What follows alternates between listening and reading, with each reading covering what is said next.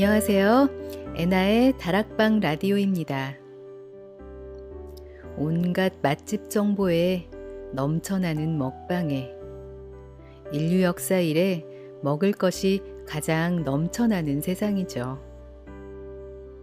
그런데 꼭 화려하고 대단한 음식이 아니더라도 떠올리기만 해도 포만감이 느껴지고 마음까지 든든해지는 추억의 소울푸드 하나쯤 있지 않으신가요?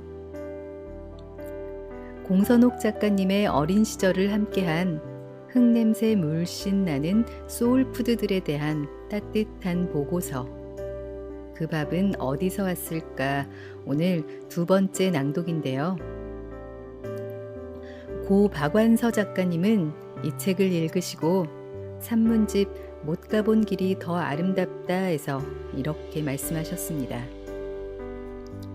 아무리 하찮게 보이는 사람도 그 생애는 한 권의 소설책이듯이 공선옥 작가의 애정어린 시선은 푸성귀에도 못 미치는 먹을 수 있는 풀이나 나뭇잎까지도 동화 같은 한 편의 이야기로 만들어주고 있다. 이 땅에서 나는 먹거리들에 대한 동화 같은 이야기. 지난번 쑥과 머위에 이어 오늘은 요즘 한창 제철인 감자, 그리고 저희 엄마가 듣고 싶다고 하신 시래기 편 읽어드리겠습니다. 더 많은 분들이 이 책을 접하고 우리가 잊고 지냈던 밥의 기원을 떠올려 보셨으면 하는 바람으로 낭독 시작하겠습니다.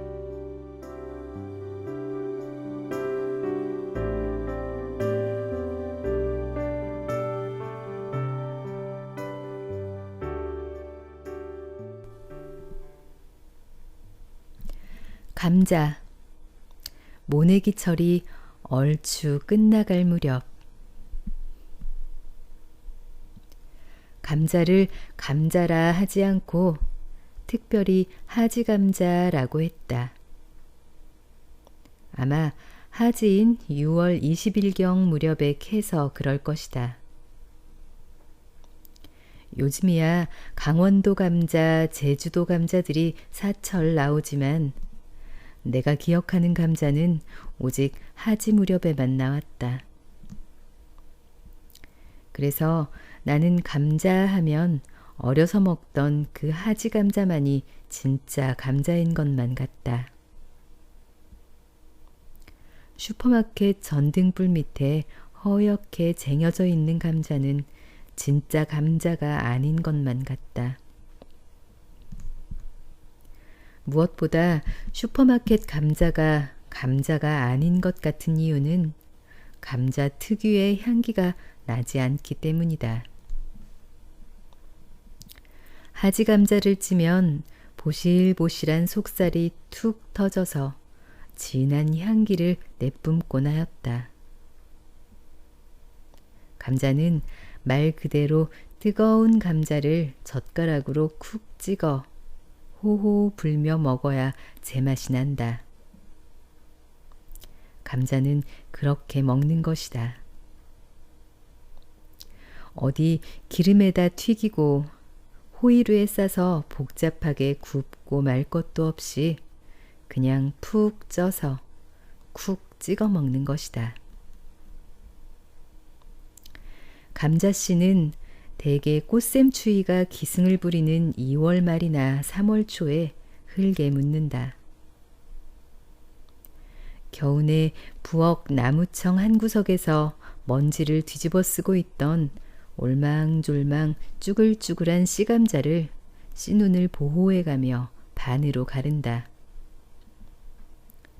그런 날 밖에는 춘설이라도 난분분 흩날리기가 십상이다.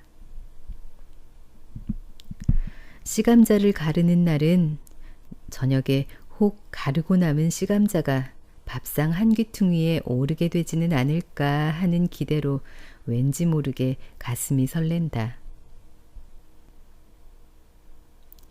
아니나 다를까 엄마가 저녁 밥상머리에 내놓은 겨우내 물이 빠져서 쭈글쭈글한 씨감자 한 양재기. 밥풀 묻은 감자 한 양재기. 아이들은 저녁밥도 대충 먹는 둥 마는 둥 하고 감자 양재기에 얼굴을 파묻었다. 그럴 때 먹는 감자는 감자 특유의 포근포근한 맛은 없다. 대신 쫀득쫀득, 마치 약간 굳은 찹쌀떡 같은 맛이 난다. 다음 날 아침 제 버무린 씨감자를 아버지는 미리 두엄 듬뿍 뿌려서 고랑을 내놓은 흙에 묻었다. 씨감자는 심는다 하지 않고 그렇게 묻는다고 한다. 흙을 쏙쏙 파고 반으로 가른 씨감자 한쪽씩을 묻는 것이다. 그렇게 묻어두면 고구인 4월 20일경이 지날 무렵에는 어느새 싹이 터 있다. 아이들은 그때쯤 가위바위보 놀이를 할 때 이런 노래를 부른다.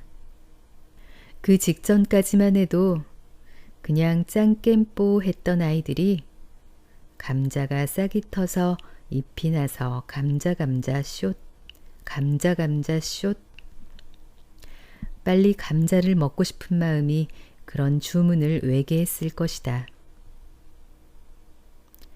이윽고 온 천지에 찔레꽃 향기가 진동할 때쯤, 하루 종일 어디선가 뻐꾹새 소리 숨바꼭질할 때쯤 감자꽃이 피기 시작한다. 그럴 때 또 생각나는 노래가 있다. 하얀 꽃 피면 하얀 감자, 캐보나 마나 하얀 감자. 자주꽃 피면 자주감자, 캐보나 마나 자주감자. 감자꽃 필 때쯤 또 온 사냐에는 노란 원추리꽃, 까만 점 박힌 참나리꽃이 피어난다. 온 세상은 꽃과 초록의 향연으로 마냥 싱그럽다. 이제 조금 있으면 보리도 익어가리라. 보리가 익어가고 감자뿌리에 조그맣고 동글동글한 감자알이 맺힐 것이다. 아, 햇보리의 감자밥. 한겨울 노란 서숙, 그러니까 조에 고구마 넣은 밥을 해먹었듯이 이제 보드라운 햇보리에 하얀 감자 넣은 감자밥을 먹게 될 것이다.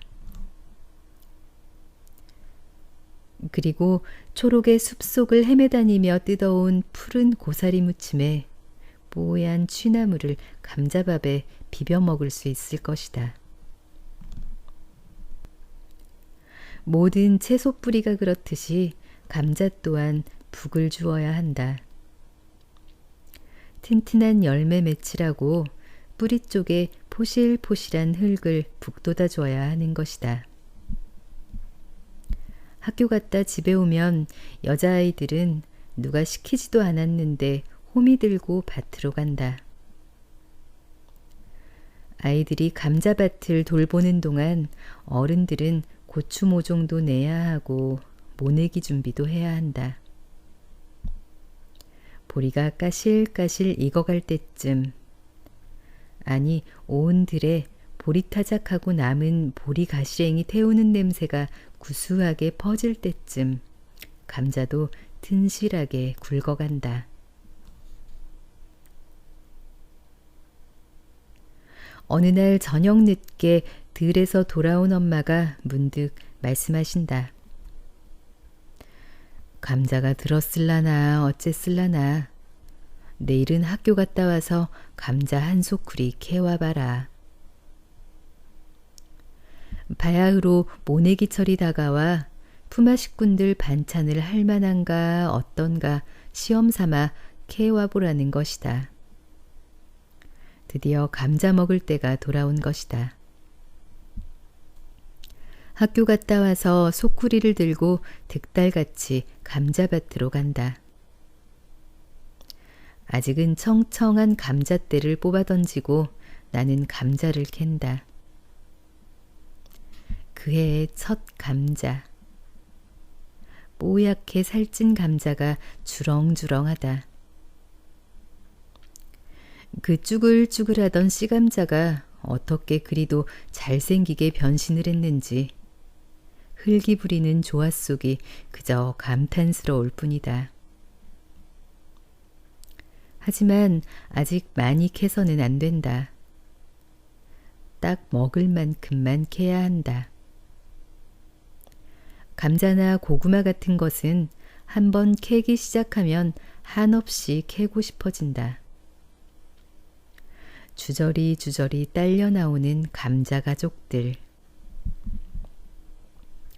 가시네들은 누가 가르쳐 주지 않아도 그 감자를 집에 가져와서 어떻게 해야 하는지 안다.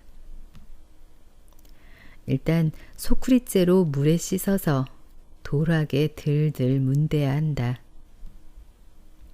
그러면 껍질이 맨들맨들하게 벗겨진다. 그것을 그냥 푹 찐다. 오리지널 찐감자다. 김 설설 나는 찐감자는 모내기 하는 어른들의 훌륭한 새참이다. 엄마는 장에 가서 비린 것을 사온다. 주로 갈치다. 감자 넣고 조린 갈치조림은 단연 일철의 논두렁에서 인기 만점의 반찬이다. 비린 것 없으면 햇고사리 넣고 조려도 되고 햇고추 넣고 조려도 된다. 그냥 왕멸치 몇 개 넣고 조리기도 한다. 조그만 새끼 감자에 마늘종을 넣고 물엿을 조금 넣고 쫀득쫀득하게 조리면 만드는 도중에 다 먹어버릴 정도로 맛있다. 감자는 모내기철이 얼추 끝나갈 무렵에 본격적으로 수확을 한다. 그래서 감자를 심었던 논은 가장 늦게 모가 심어진다. 감자꽃이 지고 푸르던 감잣대가 시들시들 녹아내릴 때쯤 감잣대를 뽑고 감자를 캔다.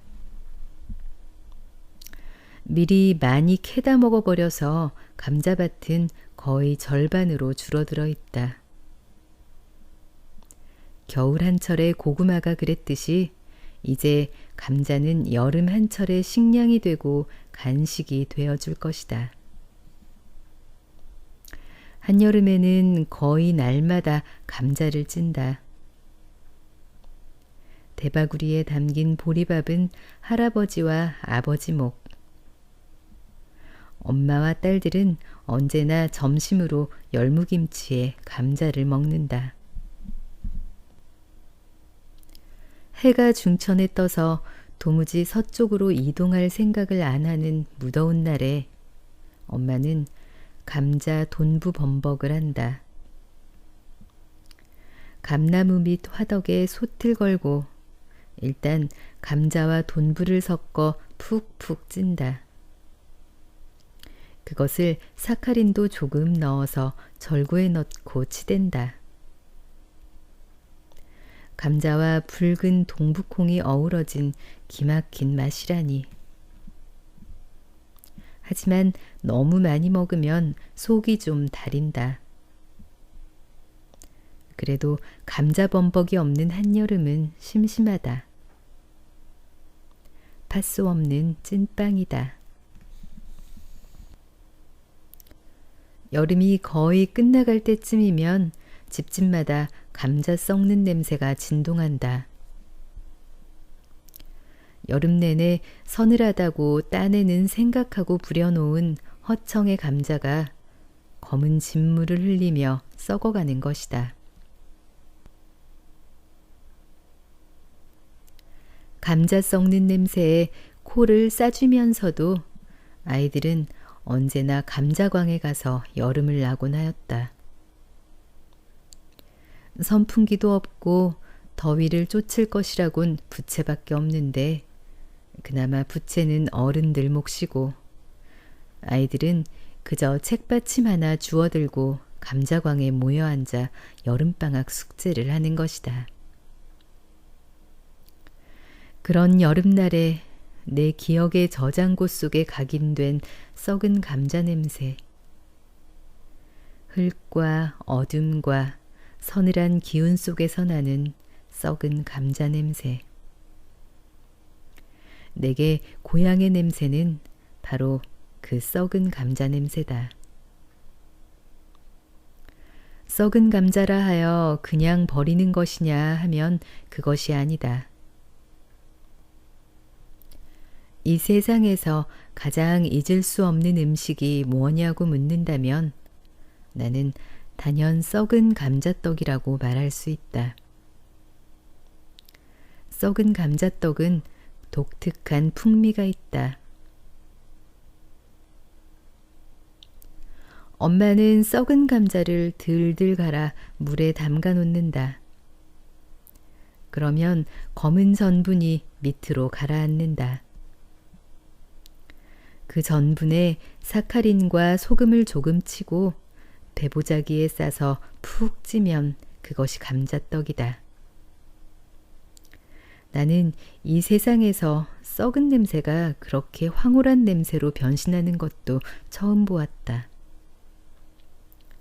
감자 이야기는 해도 해도 끝이 없다. 사시사철 감자가 아닌 하지감자 이야기를 말이다. 하지감자를 아는가? 사시사철 감자를 먹을 수 있는 시절에 그럼에도 늘 나의 진짜 감자가 그리운 나는 하지감자를 아는 사람하고 밤새워 감자 이야기를 하고 싶다. 감자, 그 포근포근한 추억을 꺼내 먹고 싶다.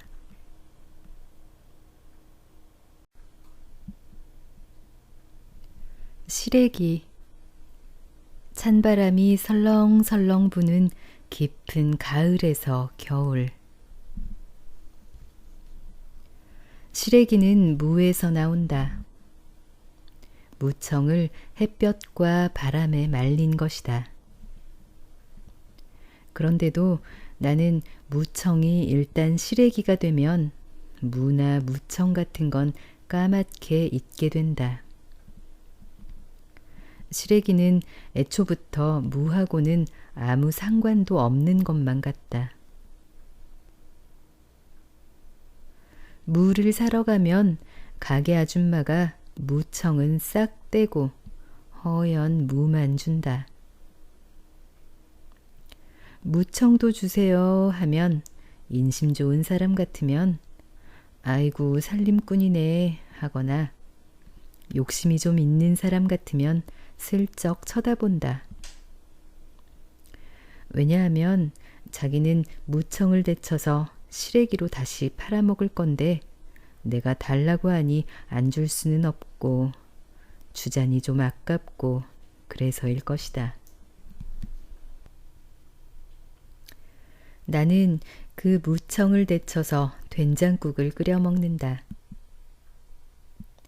그러나 아직 시래기가 되지 않은 무청으로 끓인 된장국과 햇볕과 바람에 꼬실꼬실 마른 시래기로 끓인 된장국은 같은 된장국이 아니다. 맛이 전혀 다른 국이다. 맛이 다르고 느낌이 다르다.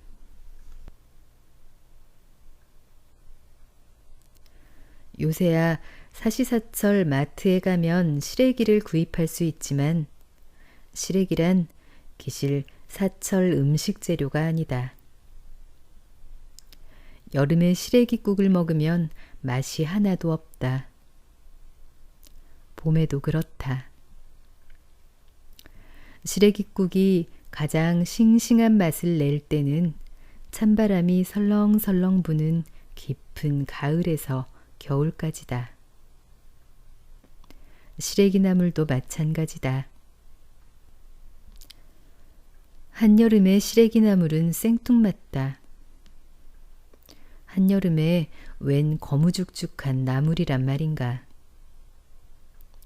청년들 노는 곳에 불쑥 노인이 끼어든 꼴이다. 그건 한겨울에도 마찬가지다. 한겨울에는 그저 시래기국, 시래기 나물만큼 신선한 음식이 없다. 한겨울에 호박나물, 오이나물이 생뚱맞은 것과 같은 이치다. 그러나 요즘은 유명하다는 식당을 가봐도 한여름, 한겨울 구분이 없다. 시래기나물도 호박나물도 사시사철 올라온다. 음식에 관한 한은 계절 감각이 완강하게 인박여 있는 나로서는 사계절을 무시한 그런 밥상 앞에서 혼란스럽다. 한여름에 오이 주렁주렁한 울타리에 걸쳐져 있는 시래기를 보는 것은 곤혹스럽다. 그것은 필시 한여름의 열기에 바싹 말라버린 건불이 되거나 한여름의 습기에 진물 뚝뚝 떨어지는 쓰레기가 되기 십상일터. 시래기가 온전히 아름다울 수 있는 때는 한여름의 열기와 습기가 완전히 가신 때라야 한다. 깊고 깊은 가을날 열매도 잎도 모두 떨어지고 없는 빈 감나무 가지에 매달려 있는 시래기 다발은 가히 아름답다. 뻐근한 아름다움이다. 왜 뻐근한가? 이제 올겨울에도 다른 건 몰라도 시래기국은 원 없이 먹을 수 있다는 안심이 들어서. 그러고 보면 내가 시래기 다발을 보고 아름답다 느꼈던 것은 배고를 염려가 덜어진 데서 온 감정일 것이다. 아무리 아름다운 것을 봐도 그것이 내 생존과 직결된 것이 아니라면 나는 거기서 아름다움을 느낄 여유가 없을 것이므로. 그러니 아름다움은 다른 말로 여유라 할 수도 있을 것이다. 그것을 생각하면 기가 막힌다. 기가 막혀도 할 수 없다. 금강산도 식후경이란 말이 진작부터 있지 않은가. 물을 걷어들이던 날은 몹시 추운데 시래기 다발을 엮는 날은 늘 따뜻했다. 생각해보면 항상 양지 쪽에서 시래기 다발을 엮었기 때문인지도 모르겠다. 햇빛과 바람 앞에서 제 눈물을 말리고 있는 사람의 모습은 거룩하다. 할 수 있는 일은 하염없이 눈물을 흘리는 일이 아니라 하염없이 눈물을 말리는 일. 할 수 있는 일은 시래기를 엮는 일. 시래기를 엮어서 시래기를 말리는 것은 제 눈물을 엮어서 제 눈물을 말리는 일. 그래서 시래기국을 먹는다는 것은 햇빛과 바람과 잘 마른 누군가의 눈물을 먹는다는 것이다. 1970년대 초중반 아버지는 여수 제7비료공장을 짓는 노무자였다.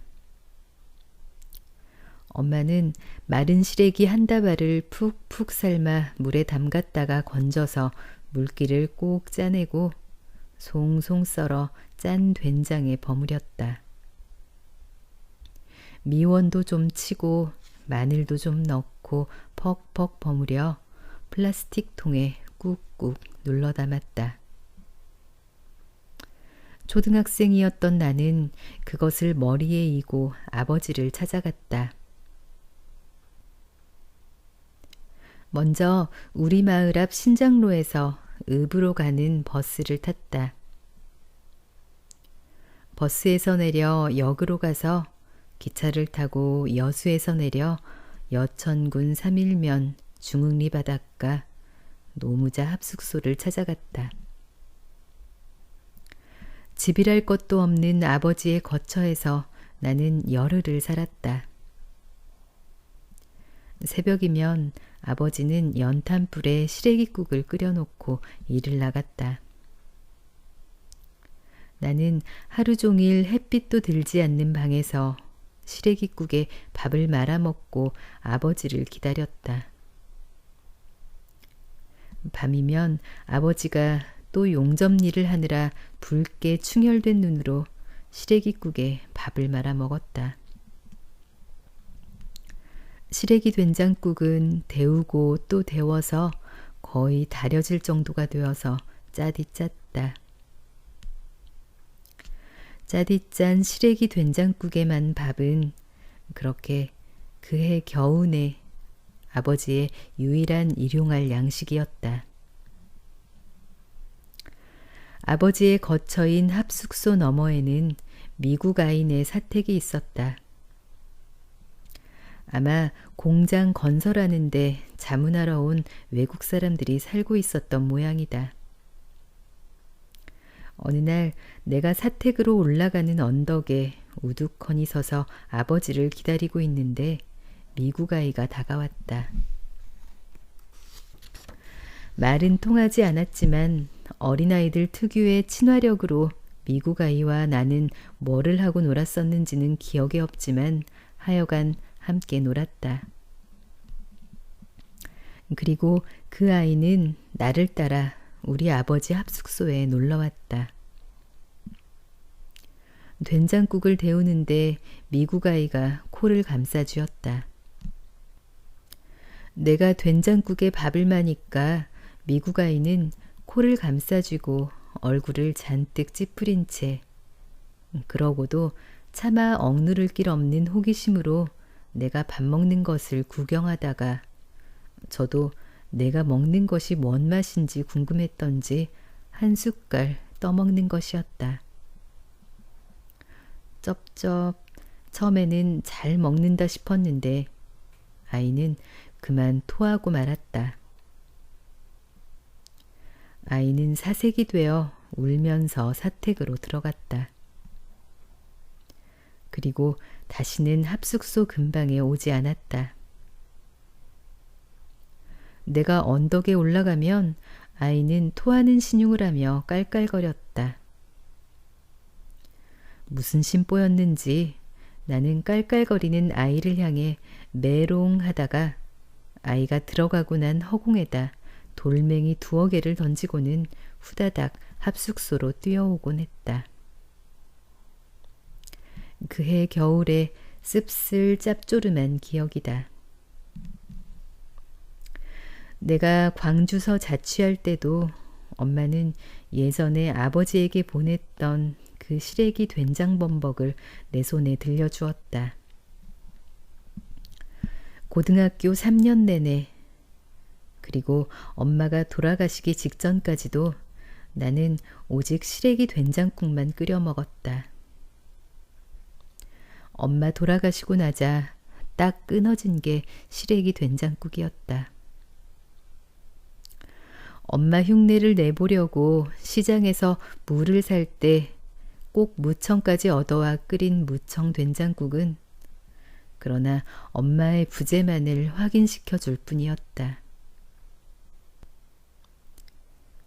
당연히 그럴 수밖에 없었던 것은 거기에는 햇빛과 바람에 꼬실꼬실 마른 엄마의 눈물이 들어가지 않았기에. 나는 그때서야 알았다. 시래기 된장국이 끓이면 끓일수록 짤 수밖에 없는 이유를. 된장이야 보타지면 보타질수록 짜지는 게 당연하다는 그 당연한 말 이전에 저기에는 짠 눈물이 배어 있어서 그렇다는 것을. 산천에 쑥이 돋아나올 때쯤 시래기는 이제 더 이상 된장국에 들어가지 않게 된다. 그때쯤에는 나물이 된다. 아직 새 나물이 나오기 전 우리는 남은 시래기들을 데쳐서 된장에 묻혀 쑥국 옆에 놓는다.